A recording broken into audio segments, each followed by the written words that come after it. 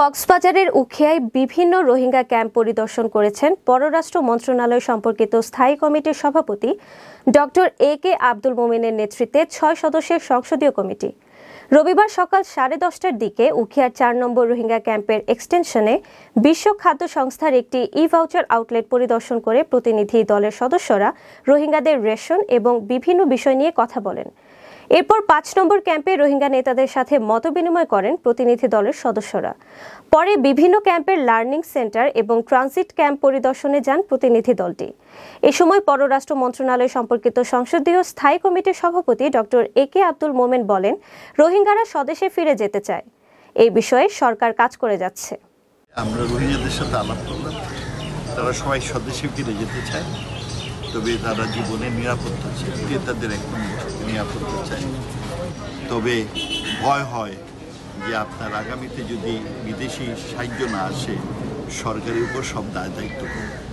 তা আমাদের একটি লক্ষ্য, সেই লক্ষ্যটা হচ্ছে তারা তাদের স্বদেশে ফিরে যাবে। আমার ভয় হয় যে কখন যাবে, তবে আমাদের প্রচেষ্টা থাকবে, কারণ এই সমস্যা মায়ানমার তৈরি করেছে, এই সমাধানও মায়ানমার, এবং মায়ানমার রাজি ওদের নিয়ে যাওয়ার জন্য। তারা আমাদের বারবার বলেছে যে তারা নিয়ে যাবে, পরীক্ষা নিরীক্ষা করে তারা নিয়ে যাবে, কিন্তু পরীক্ষা নিরীক্ষা তারা খুব আপনার দুর্বল। 8,38,000 আমরা দিয়েছি 42,000 তারা কী করে পরীক্ষা বুঝেন, ভবিষ্যৎ খুব ভালো না। রোহিঙ্গা ক্যাম্প পরিদর্শনকালে পররাষ্ট্র মন্ত্রণালয় সম্পর্কিত সংসদীয় স্থায়ী কমিটির সদস্য হুইপ সাইমুম সরোয়ার কোমল এমপি বলেন, মিয়ানমারে চলমান সংঘাতে ক্যাম্পের রোহিঙ্গারা শঙ্কিত, তাই সংঘাতে লিপ্ত দুই পক্ষের সাথে কথা বলে শিগগিরই তাদেরকে ফেরত পাঠানোর দাবি করেছে রোহিঙ্গারা। রোহিঙ্গাদের জীবন ব্যবস্থার মান, খাদ্যের মান, তাদের শিক্ষার মান কী পর্যায়ে আছে, এবং আমরা মাঝিদের সাথে কথা বলেছি, রোহিঙ্গাদের সাথে কথা বলেছি, তারা কিভাবে যেতে চায়, কারণ ওপারে আরাকান আর্মি এবং মিয়ানমার বাহিনীর সাথে সংঘাত চলছে।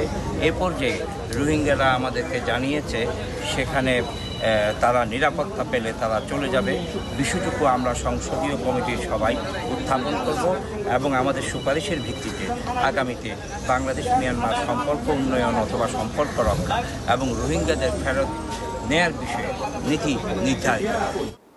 এ সময় এমপি নুরুল ইসলাম নাহিদ, নাহিম রাজ্জাক, হাবিবুর রহমান, জারা জাবির মাহবুব, শরণার্থী ত্রাণ ও প্রত্যাবাসন কমিশনার মোহাম্মদ মিজানুর রহমান এবং পররাষ্ট্র মন্ত্রণালয়ের ঊর্ধ্বতন কর্মকর্তারা উপস্থিত ছিলেন।